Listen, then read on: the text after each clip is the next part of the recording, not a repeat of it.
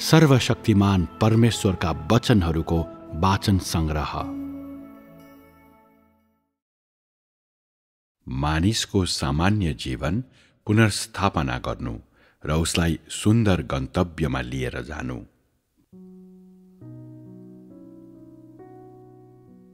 मानिसले आजको काम र भविष्यको काम बारे थोरै जान्दछ, तर उसले त्यो गन्तव्य बुझ्दैन जसमा मानव जाति प्रवेश गर्नेछ। एक सृष्टि भएको हैसियतले मानिसले प्राणीको कर्तव्य पालना गर्नुपर्दछ। परमेश्वरले जे गर्नुहुन्छ उसले त्यसैमा उहाँलाई पछ्याउनुपर्छ। मैले तिमीहरूलाई बताउने जुनसुकै मार्गमा तिमीहरू अगाडि बढ्नुपर्छ। आफ्नै निम्ति प्रबन्ध गर्ने तेरो कुनै उपाय छैन, अनि आफै माथि तेरो कुनै प्रभुत्व छैन। सबै परमेश्वरको बन्दोबस्तमा समर्पित हुनुपर्छ, अनि हरेक कुरा उहाँकै हातमा छ। यदि परमेश्वरको कामले मानिसलाई समय अगावै एउटा समाप्ति, उद्देश्य वा एउटा सुन्दर गन्तव्य प्रदान गर्यो, र यदि परमेश्वरले मानिसलाई प्रलोभनमा पार्न र उहाँलाई पछ्याउने तुल्याउन यसलाई प्रयोग गर्नुभयो, यदि उहाँले मानिससित सौदा गर्नुभयो भने यो जित हुने थिएन। न त यो मानिसको जीवनको निम्ति काम हुने थियो। यदि परमेश्वरले मानिसलाई नियन्त्रण गर्न अनि उसको हृदयलाई जित्न उसको गन्तव्य प्रयोग गर्नुहुने हो भने यसमा उहाँले मानिसलाई सिद्ध बनाइरहनु भएको हुने थिएन, न त उहाँले मानिसलाई हासिल गर्न नै सक्नुहुने थियो। तर त्यसको साटो उहाँले उसलाई नियन्त्रण गर्न उसको गन्तव्यलाई प्रयोग गरिरहनु भएको हुने थियो। मानिसले आफ्नो भावी उद्देश्य, अन्तिम गन्तव्य अनि आशा गर्नको निम्ति कुनै असल कुरा छ वा छैन भन्ने कुरा भन्दा अरू कुनै कुरालाई वास्ता गर्दैन। यदि मानिसलाई जितको कामको अवधिमा एउटा सुन्दर आशा दिइयो र यदि मानिसलाई जित्नुभन्दा पहिले पछ्याउनको निम्ति उसलाई एउटा उचित गन्तव्य दिइयो भने उसको जितले यसको असरलाई हासिल नगर्ने मात्र होइन, तर जितको कामको असर पनि प्रभावित हुनेछ। यसको अर्थ मानिसको भाग्य र उसको भावी अपेक्षालाई हटाएर अनि मानिसको विद्रोही स्वभावलाई न्याय गरेर र त्यसलाई ताड्ना दिएर मात्रै जितको कामले यसको असरलाई हासिल गर्न सक्छ। यो मानिससित सौदा गरेर, अर्थात् उसलाई आशिष तथा अनुग्रह दिएर होइन, तर यसको साटोमा उसलाई स्वतन्त्रताबाट वञ्चित गरेर अनि उसको भावी अपेक्षालाई मेटाएर यसद्वारा उसको वफादारीतालाई प्रकट गरेर हासिल गर्न सकिन्छ। जितको कामको सार यही नै हो। यदि मानिसलाई सुरुमै सुन्दर आशा दिइयो अनि सजाएर न्यायको काम पछि मात्र गरियो भने मानिसले यो सजाय र न्यायको कामलाई उसको भविष्यमा रहेको अपेक्षाको आधारमा स्वीकार गर्ने थियो, र अन्त्यमा सृष्टिकर्ताले आफ्ना सृष्टिहरूबाट पाउनुपर्ने निशर्त आज्ञाकारिता र आराधना हासिल गर्न सक्नुहुने थिएन। केवल अन्धो, अनजान आज्ञाकारिता मात्र हुने थियो। अन्यथा मानिसले परमेश्वरबाट अन्धाधुन्द मागहरू गर्ने थियो, अनि मानिसको हृदय जित्ने कुरा असम्भव हुने थियो। परिणाम स्वरूप मानिसलाई प्राप्त गर्ने त्यस्तो जितको काम अथवा परमेश्वरको गवाही हुने काम असम्भव हुने थियो। त्यस्ता सृष्टिहरू आफ्नो कर्तव्य पालना गर्न असक्षम हुने थिए, अनि तिनीहरूले परमेश्वरसित मोलतोल मात्र गर्ने थिए। यो जित हुने थिएन, तर कृपा र आशिष मात्रै हुने थियो। मानिसको सबैभन्दा ठूलो समस्या भनेको उसले आफ्नो भाग्य र भावी अपेक्षा बाहेक अरू केही सोच्दैन र यिनै कुराहरूलाई मूर्ति बनाउँछ। मानिसले आफ्नो भाग्य र भावी अपेक्षाको खातिर परमेश्वरलाई पछ्याउँदछ। परमेश्वर प्रतिको उसको प्रेमको कारणले उसले परमेश्वरलाई आराधना गर्दैन, अनि यसैले मानिसको जितमा स्वार्थ, लोभ अनि परमेश्वरको आराधना गर्न उसलाई बाधा दिने सबै कुराहरूको निराकरण गरिनुपर्छ र त्यसलाई मेटाइनुपर्छ। त्यसो गरेर मानिसको जितका असरहरूलाई हासिल गरिनेछन्।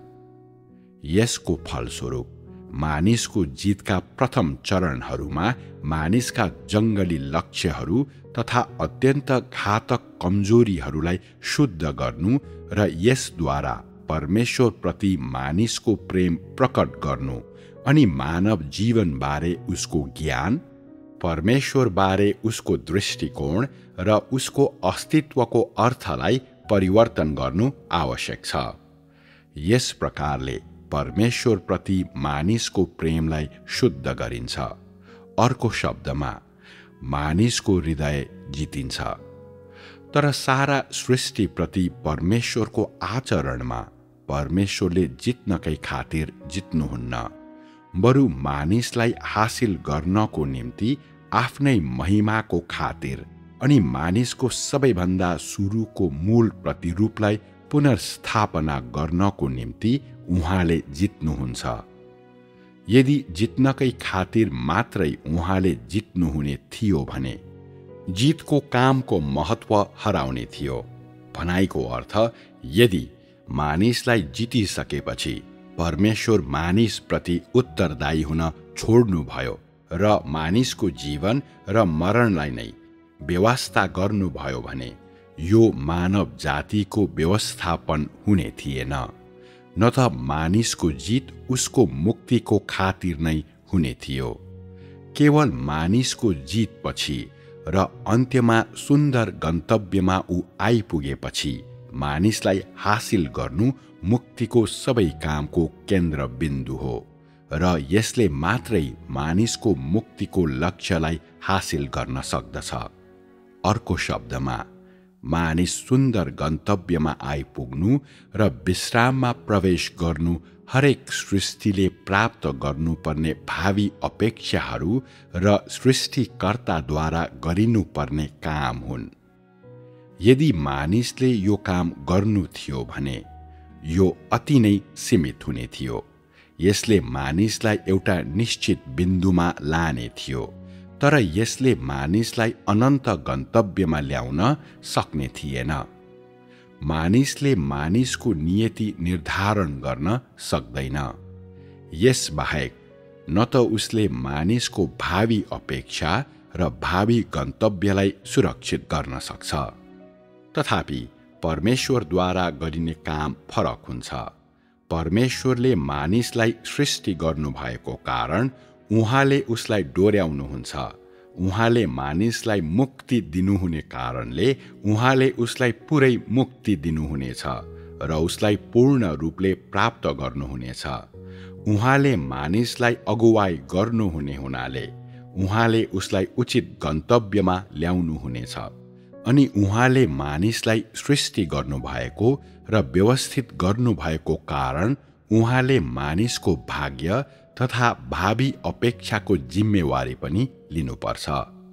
सृष्टिकर्ताद्वारा गरिने काम यही नै हो।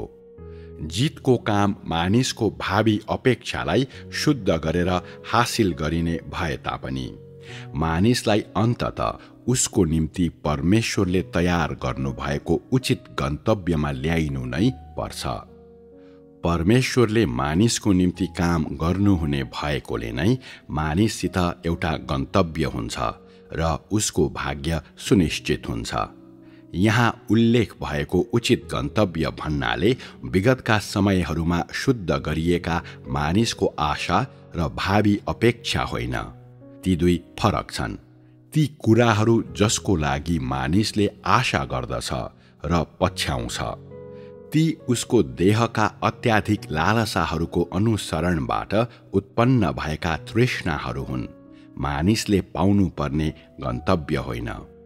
यसैबीच परमेश्वरले मानिसको निम्ति जे तयार गर्नुभएको छ ती उसलाई शुद्ध पारिएपछि मानिसले पाउनुपर्ने आशिषहरू तथा प्रतिज्ञाहरू हुन्, जुन परमेश्वरले संसार सृष्टि गरिसक्नु भएपछि मानिसको निम्ति तयार गर्नुभयो, जुन मानिसका छनौटहरू, धारणाहरू, कल्पनाहरू अथवा देहद्वारा कलङ्कित हुँदैनन्।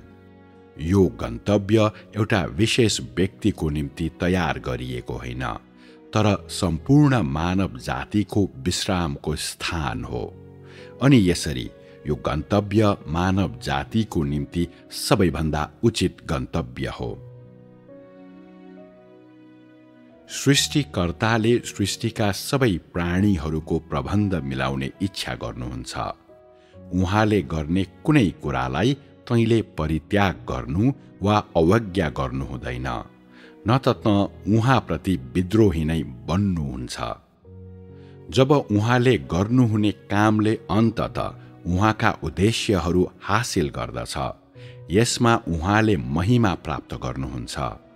आज किन तँलाई मोआबको सन्तान होस् वा ठूलो रातो अजिङ्गरको सन्तान होस् भनी भनिएको छैन?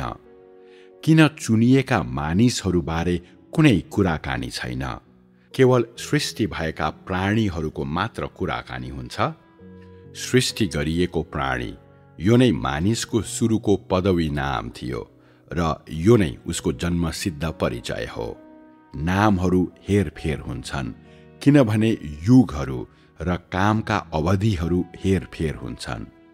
वास्तवमा मानिस एउटा साधारण सृष्टि हो। सबै सृष्टिहरू, चाहे ती अत्यन्त भ्रष्ट होन् वा अत्यन्त पवित्र होन्, तिनीहरूले सृष्टि गरिएको प्राणी भएको हैसियतले आफ्नो कर्तव्य पालना गर्नुपर्छ। जब परमेश्वरले जितको काम गर्नुहुन्छ, उहाँले तेरो भावी अपेक्षा, भाग्य वा गन्तव्यलाई प्रयोग गरेर तँलाई नियन्त्रण गर्नुहुन्न। वास्तवमा यस प्रकारले काम गर्नुपर्ने कुनै खाँचो छैन। जितको कामको लक्ष्य मानिसलाई सृष्टि गरिएको प्राणीको रूपमा आफ्नो काम गर्न लगाउनु, उसलाई सृष्टिकर्ताको आराधना गर्न लगाउनु हो। केवल यसपछि मात्रै उसले सुन्दर गन्तव्यमा प्रवेश गर्न सक्छ। मानिसको भाग्य परमेश्वरका हातहरूद्वारा नियन्त्रित हुन्छ। तैँले आफैलाई नियन्त्रण गर्न सक्दैनस्। मानिसले सधैँ आफ्नै खातिर भाग दौड गरे तापनि र व्यस्त रहे तापनि उसले आफूलाई नियन्त्रण गर्न सक्दैन। यदि तैँले आफ्नै भविष्य जान्न सक्थिस् भने, यदि तैँले आफ्नै भविष्यलाई नियन्त्रण गर्न सक्थिस् भने, के तँ अझै सृष्टि गरिएको प्राणी नै हुने थिइस् र? संक्षेपमा, परमेश्वरले जसरी काम गर्नु भए तापनि उहाँको सबै काम मानिसको निम्ति हो। उदाहरणको निम्ति आकाश तथा पृथ्वी र उहाँले सृष्टि गर्नुभएका सबै कुराहरू मानिसको सेवा गर्नकै निम्ति हुन्। उहाँले मानिसको निम्ति बनाउनु भएको चन्द्र, सूर्य अनि ताराहरू, जनावरहरू र वनस्पति, वसन्त ऋतु, वर्षा ऋतु, शरद ऋतु तथा शिशिर इत्यादि सबै मानिसको खातिर नै बनाइएका हुन्। त्यसैले परमेश्वरले मानिसलाई जसरी सजाय दिनु भए तापनि, न्याय गर्नु भए तापनि, यो सबै मानिसको मुक्तिको निम्ति हो। उहाँले मानिसलाई उसका शारीरिक आशाहरूबाट वञ्चित गर्नुहुने भए तापनि यो उसको शुद्धिकरणको निम्ति हो र मानिसको शुद्धिकरण ऊ बाँच्न सकोस् भन्ने हेतुले गरिन्छ। मानिसको गन्तव्य सृष्टिकर्ताको हातमा छ। त्यसैले कसरी मानिसले आफूलाई नियन्त्रण गर्न सक्थ्यो र?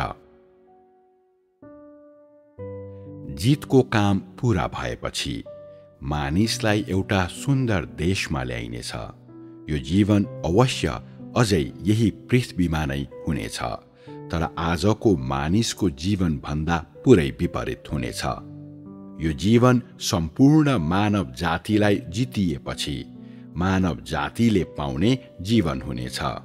यो यस पृथ्वीमा मानिसको निम्ति एउटा नयाँ सुरुवात हुनेछ अनि मानिसको निम्ति यस्तो जीवन पाउनु मानव जाति एउटा नयाँ र सुन्दर राज्यभित्र प्रवेश गरेको छ भन्ने कुराको प्रमाण हुनेछ।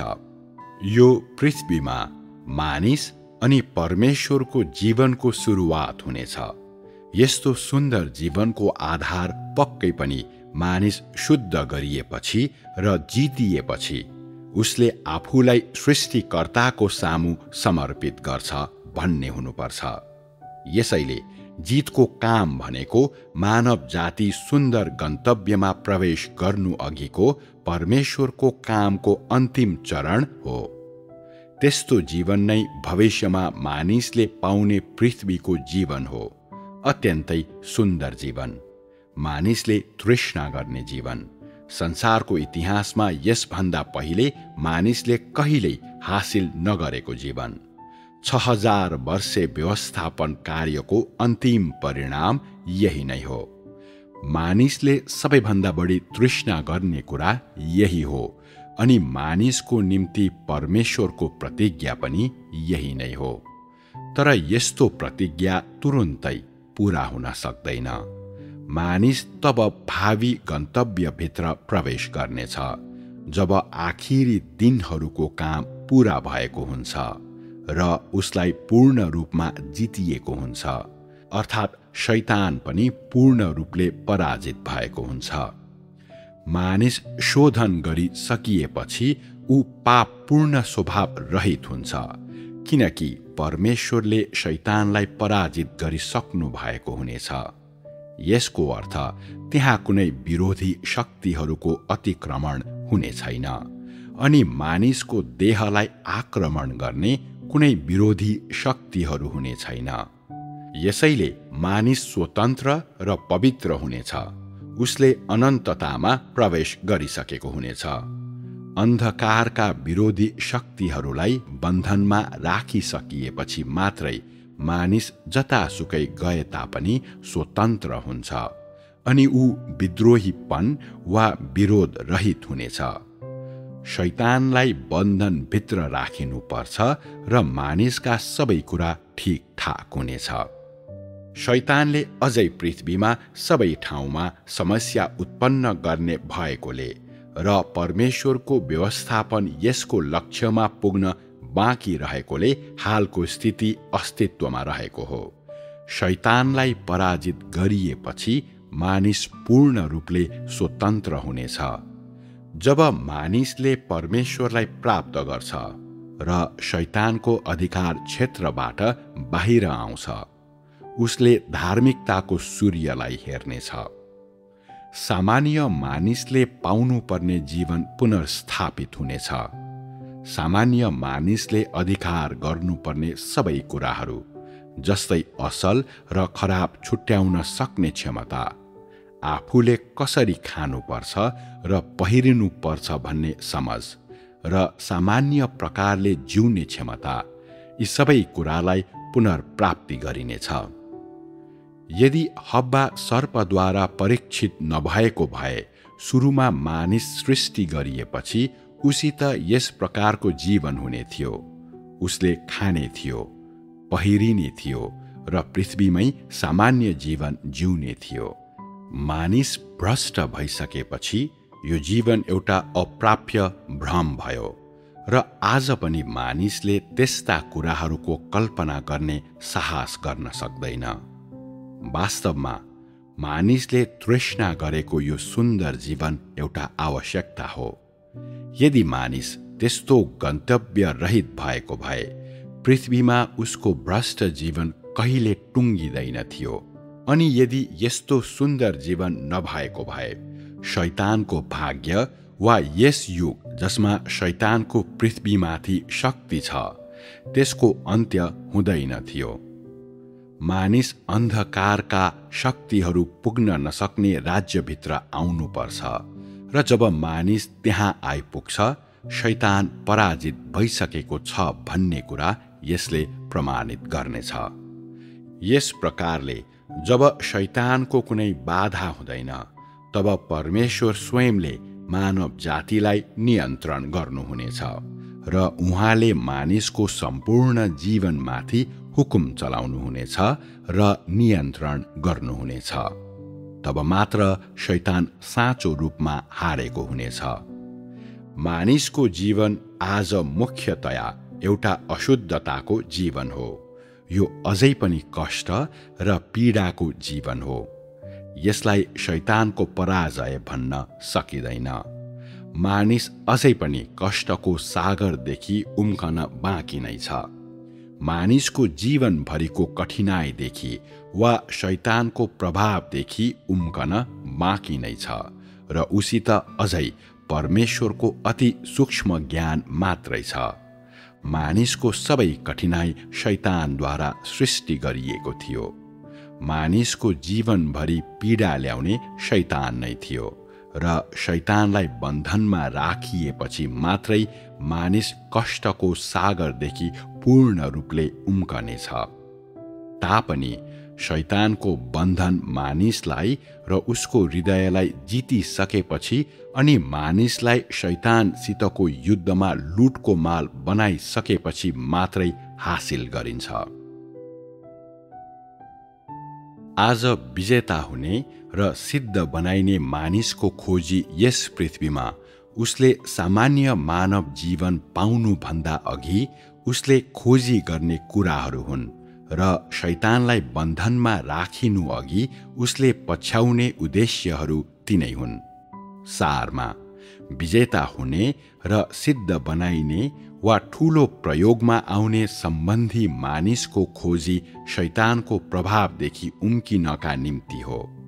मानिसको खोजी भनेको विजेता बन्नु हो, तर ऊ शैतानको प्रभावबाट उम्कनु मात्रै यसको अन्तिम परिणाम हुनेछ। शैतानको प्रभावदेखि उम्केर मात्रै मानिसले यस पृथ्वीमा सामान्य मानव जीवन, परमेश्वरको आराधना गर्ने जीवन जिउन सक्छ। आज विजेता हुने र सिद्ध बनाइने मानिसको खोजी त्यस्ता कुराहरू हुन् जुन यस पृथ्वीमा सामान्य मानव जीवन प्राप्त गर्नुभन्दा अघि उसले खोजी गर्ने कुराहरू हुन्। ती शुद्ध हुन र सत्यताको अभ्यास गर्न अनि सृष्टिकर्तालाई आराधना गर्न नै मुख्य रूपमा खोजी गरिन्छ। यदि मानिसले पृथ्वीमा सामान्य मानव जीवन, कठिनाइ वा कष्ट बिनाको जीवन प्राप्त गर्छ भने ऊ विजेता हुने खोजीमा लाग्ने छैन। विजेता हुनु र सिद्ध बनाइनु परमेश्वरले मानिसलाई खोजी गर्नका निम्ति दिनुहुने दुई उद्देश्यहरू हुन् र यी उद्देश्यहरूको खोजीद्वारा नै उहाँले मानिसलाई सत्यताको अभ्यास गर्न र अर्थपूर्ण जीवन जिउन लगाउनुहुन्छ। यसको उद्देश्य भनेको मानिसलाई पूर्ण बनाउनु र उसलाई हासिल गर्नु हो र विजेता हुने र सिद्ध बनाइने कार्यको खोजी केवल एउटा माध्यम मात्रै हो। यदि भविष्यमा मानिस एउटा सुन्दर गन्तव्यमा प्रवेश गर्दछ भने त्यहाँ विजेता हुने र सिद्ध बनाइने कुनै सन्दर्भ हुने छैन। त्यहाँ हरेक सृष्टिले आफ्नो कर्तव्य पालना गरिरहेको मात्र हुनेछ। आज मानिसको निम्ति कार्यक्षेत्र निर्धारण गर्न नै मानिसलाई यी कुराहरू खोजी गर्न लगाइन्छ, ताकि मानिसको खोजी धेरै लक्षित र व्यवहारिक हुन सकोस्। नत्र भने मानिस अस्पष्ट अमूर्त कुराहरूको बीचमा जिउने थियो र अनन्त जीवनको प्रवेशको खोजी गर्ने थियो। र यदि यसो भयो भने मानिस झन बढी दयनीय हुने थिएन र? यस प्रकारले बिना लक्ष्य वा बिना सिद्धान्त खोजी गर्नु के यो आत्मछल होइन र? अन्ततः यो खोजी स्वाभाविक रूपले निष्फल हुनेछ। अन्त्यमा मानिस अझै शैतानको अधिकार क्षेत्रभित्र जिउने थियो र त्यसबाट आफैलाई मुक्त गर्न सक्ने थिएन। किन त्यस्तो लक्ष्यहीन खोजीमा आफैलाई राख्ने? जब मानिस अनन्त गन्तव्यमा प्रवेश गर्दछ तब मानिसले सृष्टिकर्तालाई आराधना गर्दछ।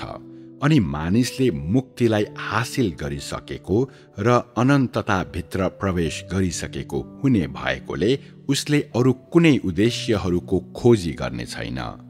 यसबाहेक न त उसले शैतानद्वारा घेराबन्दी हुने कुराको चिन्ता गर्नुपर्नेछ। त्यस समयमा मानिसले आफ्नो स्थान जान्नेछ र आफ्नो कर्तव्य पालना गर्नेछ र यदि तिनीहरूको सजाय र न्याय नभएको भए पनि हरेक व्यक्तिले आफ्नो कर्तव्य पालना गर्नेछ। त्यस समयमा मानिस पहिचान र हैसियत दुवैमा एक सृष्टि हुनेछ। अब उपरान्त माथिल्लो र तल्लो दर्जाको भिन्नता हुने छैन।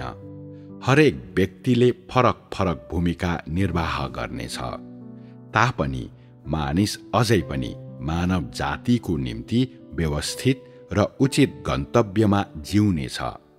मानिसले सृष्टिकर्तालाई आराधना गर्नको खातिर कर्तव्य पालना गर्नेछ र यही मानव जाति नै अनन्तताको मानव जाति हुनेछ। त्यस समयमा मानिसले परमेश्वरद्वारा प्रज्वलित जीवन हासिल गरिसकेको हुनेछ। एउटा यस्तो जीवन जुन परमेश्वरको वास्ता र संरक्षणको अधीनतामा अनि परमेश्वरको साथमा रहने जीवन हुनेछ। मानव जातिले पृथ्वीमा एउटा जीवन जिउनेछ र सबै मानिसहरू ठिक मार्गमा प्रवेश गर्नेछन्। 6000 वर्षे व्यवस्थापन योजनाले शैतानलाई पूर्ण रूपमा पराजित गरिसकेको हुनेछ। यसको अर्थ परमेश्वरले उहाँको सृष्टिमा मानिसको सुरुको स्वरूप पुनर्स्थापित गरिसक्नु भएको हुनेछ र त्यही रूपमा परमेश्वरको सुरुको उद्देश्य पूरा भइसकेको हुनेछ। सुरुमा शैतानद्वारा मानव जाति भ्रष्ट तुल्याइनु अघि मानव जातिले पृथ्वीमा सामान्य जीवन जिए। पछि जब मानिस शैतानद्वारा भ्रष्ट भयो तब मानिसले यो सामान्य जीवन गुमायो अनि परमेश्वरको व्यवस्थापनको काम र मानिसको सामान्य जीवन पुनर्स्थापना गर्न शैतानसितको लडाईँ सुरु भयो। परमेश्वरको 6000 वर्षे व्यवस्थापन कार्य समाप्त भएपछि मात्रै पृथ्वीमा सबै मानव जातिको जीवन आधिकारिक रूपले सुरु हुनेछ। तब मात्रै मानिससित सुन्दर जीवन हुनेछ अनि परमेश्वरले सुरुमा मानिस सृष्टि गर्नुभएको आफ्नो उद्देश्य र मानिसको सुरुको स्वरूपलाई पुनर्स्थापित गर्नुहुनेछ। अनि यसरी जब मानिससित पृथ्वीमा मानव जातिको सामान्य जीवन हुनेछ तब मानिसले विजेता हुने वा सिद्ध बनाइने कुराको खोजी गर्ने छैन, किनभने मानिस पवित्र हुनेछ। विजेताहरू तथा सिद्ध बनाइने जसको बारेमा मानिसहरू कुरा गर्छन् ती परमेश्वर र शैतान बीचको युद्धको अवधिमा मानिसलाई खोजी गर्नका निम्ति दिइएका उद्देश्यहरू हुन् र मानिस भ्रष्ट भएको कारणले मात्रै त्यसको अस्तित्व छ। तँलाई यो उद्देश्य दिएर अनि यो उद्देश्यलाई खोजी गर्ने तुल्याएर शैतानलाई पराजित गरिनेछ। तँलाई विजेता बन्न वा सिद्ध बन्न वा प्रयोगमा आउन लगाउनको लागि शैतानलाई पराजित गर्न तैँले गवाही दिनु आवश्यक हुन्छ। अन्त्यमा मानिसले पृथ्वीमा सामान्य जीवन जिउनेछ अनि मानिस पवित्र हुनेछ। जब यो हुन्छ के मानिसहरूले अझै विजेताहरू बन्न खोजी गर्नेछन् र? के तिनीहरू सबै सृष्टिका प्राणीहरू होइनन् र? विजेता हुनु र सिद्ध हुनुको बारेमा कुरा गर्दा यी शब्दहरू शैतानप्रति र मानिसको अशुद्धताप्रति लक्षित छन्। के विजेता भन्ने यो शब्दले शैतान र त्यसका विरोधी शक्तिहरूमाथि विजयी बन्नुलाई जनाउँदैन र? जब त आफू सिद्ध बनाइएको छु भनी भन्छस् त भित्रको कुन कुरा सिद्ध बनाइएको हुन्छ? परमेश्वरको सर्वोच्च प्रेमलाई हासिल गर्न सकूं भनेर तैँले आफूलाई भ्रष्ट शैतानिक स्वभावबाट स्वतन्त्र तुल्याएको हुँदैनस् र? त्यस्ता कुराहरू मानिसभित्रको अशुद्ध कुराहरूको सम्बन्धमा अनि शैतानको सम्बन्धमा बोलिन्छ, ती परमेश्वरको सम्बन्धमा बोलिँदैन।